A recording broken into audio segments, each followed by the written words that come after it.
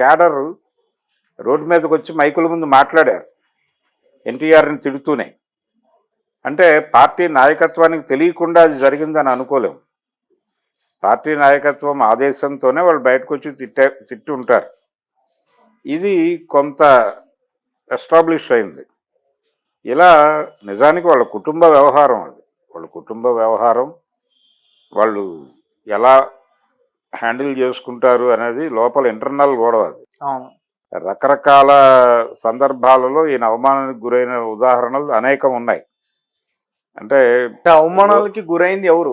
బాలకృష్ణ సంబంధం, బాలకృష్ణ ఫ్యామిలీ మనిషి కదండి, జూనియర్ ఎన్టీఆర్ కదా. అతను 2 యుద్ధాలు చేశాడు తన కెరియర్లో. 2 యుద్ధాలు ఏకకాలంలో చేసిన హీరో అతను. ఇండస్ట్రీలో ఎదగటం కోసం ఒక యుద్ధం అయితే, కుటుంబం గుర్తింపు పొందటం కోసం చేసిన యుద్ధం రెండోది. ఏకకాలంలో 2 యుద్ధాలు చేసిన హీరో అతను.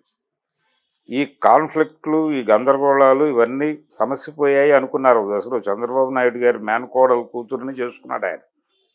చేసుకున్న తర్వాత ఈ గొడవలన్నీ ముగిసిపోయినాయని అనుకున్నారు. ఒక దశలో ఆయన 2009 ఎలక్షన్స్లో తెలుగుదేశం పార్టీకి ప్రచారం చేశాడు.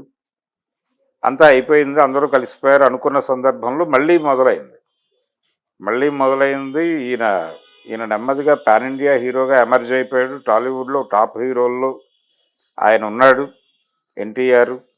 ఇప్పుడు ఈయన తన వారసుడిని పట్టుకొస్తున్నాడు. మోక్షజ్ఞ సినిమా మొదలవబోతోంది. ఈ టైంలో తనకి టార్గెట్ అవుతాడు అనేది ఒకటి. ఇలాంటివేవో ఉన్నాయి. అంటే మోక్షజ్ఞని ప్రమోట్ చేయడం, నిజానికి ఆయన్ని ఇంట్రడ్యూస్ చేస్తున్న సందర్భంగా ఇంట్రడ్యూస్ చేస్తున్నాము అని ప్రకటించినప్పుడు అభినందనలు తెలియజేస్తూ ట్వీట్ చేసిన వాళ్ళలో ఎన్టీఆర్ కూడా ఉన్నాడు. అవును, ఎన్టీఆర్ ఉన్నాడు. కళ్యాణ్ రామ్ కూడా ట్వీట్ చేశాడు. అక్కడ వరకు బాగానే ఉంది. కానీ ప్రతి సందర్భంలోనూ వాళ్ళ వైపు నుంచి ఒక డైలాగ్ వస్తుంది. ఆ హెల్త్ యూనివర్సిటీ అప్పుడు కూడా ఈయన స్పందించాడు కానీ ఆ స్పందన డోసేజ్ చాలలేదని వాళ్ళు రోడ్డు మీదకి వచ్చి మాట్లాడారు. అది ఇబ్బందికరంగా తయారైంది. అంటే ఈయన ఒక పద్ధతిలో మాట్లాడాడు. అదేంటంటే ఎన్టీఆర్ పేరు తీసేయటం వలన ఆయన ఖ్యాతికి వచ్చినటువంటి ఇబ్బంది లేదు, ఇది లేకపోయినా ఆయన గొప్పవాడే.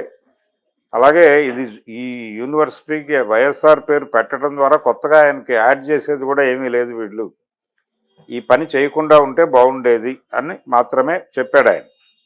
ఆ చెప్పిన డోసేజ్ చాలా. జగన్మోహన్ రెడ్డిని ఇంకొంచెం ఎక్కువ తిట్టుంటే బాగుండేది అనేది వీళ్ళ అభిప్రాయం. అలాగే కొడాల నానితో తను రెగ్యులర్గా రిలేషన్ మెయింటైన్ చేస్తున్నాడు, అతనితో ఫ్రెండ్షిప్ నడుస్తోంది. వల్లభనేని వంశీతో అతని రిలేషన్లు నడుస్తున్నాయి అనేది కూడా ఈయన ఆగ్రహానికి కారణం అనే మాట చెప్తారు. ఇవన్నీ కలగలిసా లేకపోతే లేదా అనేది పక్కన పెడితే కొంతవరకు ఎన్టీఆర్ని అవాయిడ్ చేయాలని బాలకృష్ణ అనుకుంటున్నట్టుగా 2-3 సందర్భాల్లో కనిపిస్తుంది. అది వీళ్ళు పబ్లిక్ ఫిగర్స్ కాబట్టి బయట ప్రజలందరూ మాట్లాడుకుంటారు. వాళ్ళు అంటే వ్యక్తుల ప్రైవేట్ జీవితాలు వారి సొంతం, పబ్లిక్ను పడితే ఏమైనా అంటామని శ్రీశ్రీ గారు చెప్పినట్టు వీళ్ళు సెలబ్రిటీస్ కాబట్టి వీళ్ళ ప్రైవేట్ బిహేవియర్ ఇలాంటి వాటిలో మార్జిన్ ఇచ్చేసి ఉండొచ్చు. జైలవకుశ సినిమా గురించి మాట్లాడి బాగా చేశాడు మీ అన్నగారు అబ్బాయి అని ఆయన అంటే అవునని ఆయన కొంచెం దెబ్బ చరుచుకుని అలా చేసుంటే ఓ మంచి మెసేజ్ వెళ్ళుండేది ప్రపంచంలో. అది జరిగి ఉందేమో తెలియదు. కానీ బయట ప్రచారం అవుతున్న దానిలో అయితే వాంటెడ్గానే అవాయిడ్ చేశారు అని, అవాయిడ్ చేయడం జరిగింది అని. అయితే ఇది ఫ్యాన్ వార్గా మార్చే ప్రయత్నం చేయొద్దు, సినిమాని ఇబ్బంది పెట్టద్దు అని నాగవంశీ గారు ప్రపంచానికి విజ్ఞప్తి చేస్తున్నాడు. ఇది ఫ్యాన్ వార్గా మార్చే ప్రయత్నం చేయకండి దయచేసి, junior NTR fans versus Balakrishna fans ఇలా మార్చి సినిమాని ఇబ్బంది పెట్టద్దు అనేది ఆయన పెయిన్. ఆయన ఎన్టీఆర్తో సినిమా చేయాలి అనేటువంటి ఒక మూడ్ ఉన్నటువంటి ప్రొడ్యూసర్. ఆ విషయం ఆయన డాకు మహారాజ్ ప్రమోషనల్ ఇంటర్వ్యూస్లోనే చెప్పాడంటే ఆ ఇంటర్వ్యూస్ మీద కూడా మానిటరింగ్ ఉండుంటే బాలకృష్ణ గారికి ఆయన కోప్పడేవాడు అని కూడా మాట్లాడేస్తున్నారు కొంతమంది.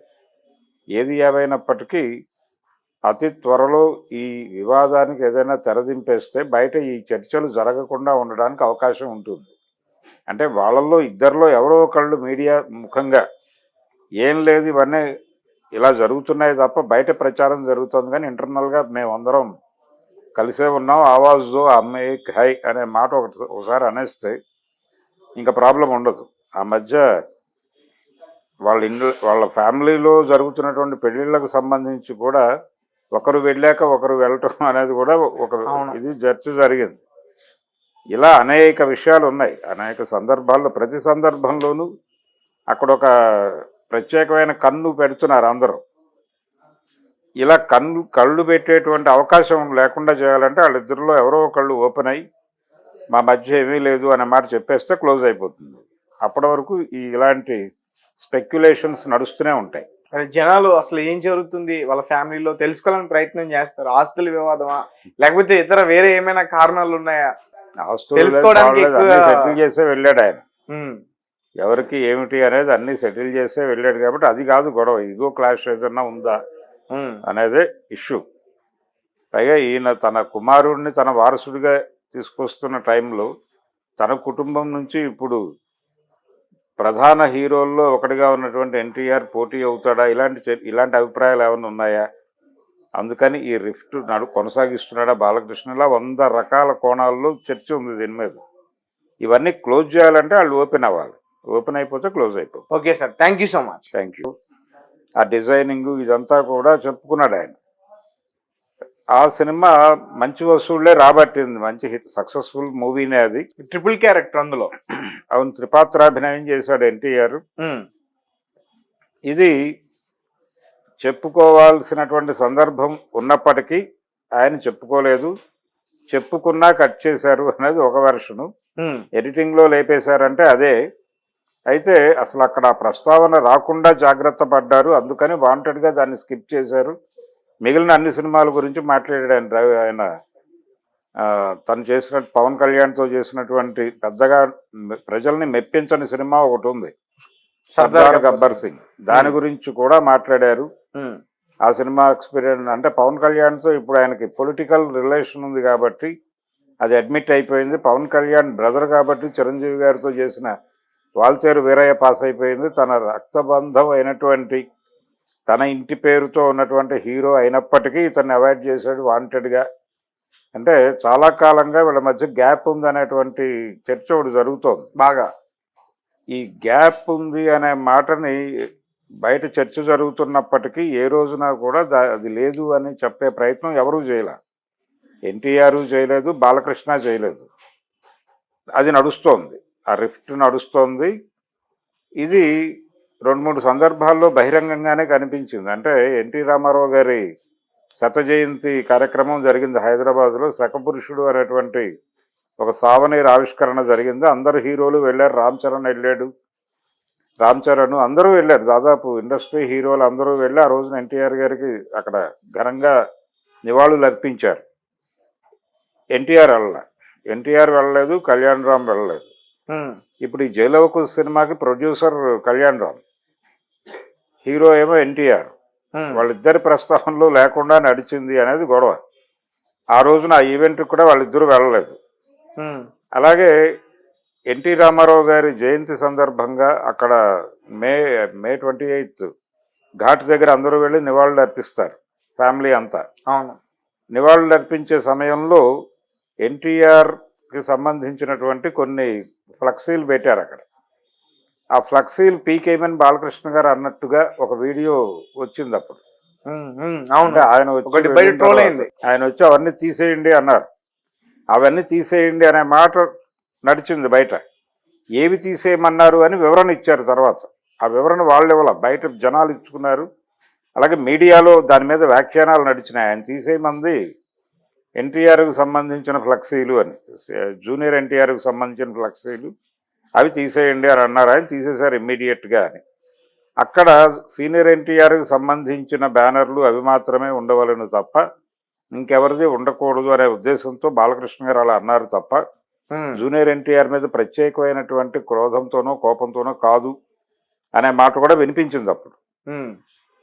కానీ ఈ శకపురుషుడు కార్యక్రమానికి రాకపోవడం, అలాగే ఎన్టీఆర్ శత జయంతి ఉత్సవాలు తెనాల్లో రెగ్యులర్గా జరిపారు సంవత్సరం అంతా. అందులో జరిగినటువంటి ఏ ఈవెంట్లోనూ ఎన్టీఆర్ కనబడలేదు. బాలకృష్ణ వెళ్ళాడు. బాలకృష్ణ వెళ్ళాడు, ఎల్ విజయలక్ష్మి గారిని తీసుకొచ్చి సన్మానం చేశారు చాలామందిని. ఆవిడ అమెరికాలో ఉంటే అమెరికా నుంచి తీసుకొచ్చి అక్కడ సత్కరించారు. ఇన్ని జరిగినప్పటికీ ఏ ఒక్క ఫంక్షన్లోనూ జూనియర్ ఎన్టీఆర్ కానీ కళ్యాణరామ్ కానీ కనిపించలేదు. అవును సార్. ఇదొకటి. తర్వాత ఏ ఇతర కార్యక్రమంలో వాళ్ళ ఫ్యామిలీకి సంబంధించినటువంటి ఏ ఫంక్షన్స్లోనూ వీళ్ళు కనిపించడం లేదు. ఇద్దరు, ఒక తారకరత్న చనిపోయినప్పుడు వీళ్ళు స్పందించారు, వెళ్ళారు. ఆ తర్వాత ఫిల్మ్ ఛాంబర్లో ఆయన డెడ్ బాడీని అక్కడి నుంచి మూవ్ చేసే సమయంలో వీళ్ళిద్దరూ ఎదురుపడినప్పుడు ఆయన మొహం తిప్పుకుని వెళ్ళిపోయారు బాలకృష్ణ గారు అనేది కూడా ఒకటి ట్రోల్ అయింది. అయితే వీళ్ళిద్దరి మధ్య ఏదో ఉంది, బాబాయ్ అబ్బాయికి మధ్య పడటం లేదు, ఈయన పొడ ఆయనకి గిట్టడం లేదు, ఆయన పొడ ఈయనకి గిట్టడం లేదు అనేది బయట ఇంత చర్చ జరుగుతున్నా కానీ దీన్ని ఏదో మేరకు అంటే ఈ క్రైసిస్ మేనేజ్మెంట్ ప్రోగ్రామ్ చేయడానికి ఎవరూ ముందుకు రాలేదు.